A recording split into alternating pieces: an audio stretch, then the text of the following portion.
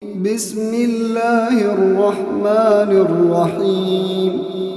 سبح اسم ربك الأعلى الذي خلق فسوى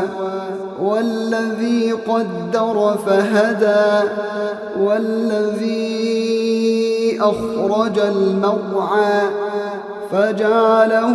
غثاء أحوى سنقرئك فلا تنسى إلا ما شاء الله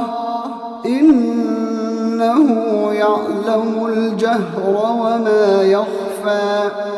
ونيسرك لليسرى فذكر إن نفعت الذكرى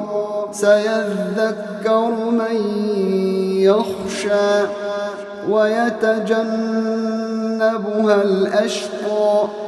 الذي يصلى النار الكبرى ثم لا يموت فيها ولا يحيا قد أفلح من تزكى وذكر اسم ربه فصلى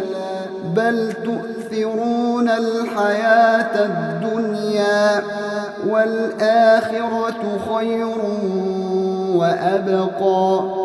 إن هذا لفي الصحف الأولى صحف إبراهيم وموسى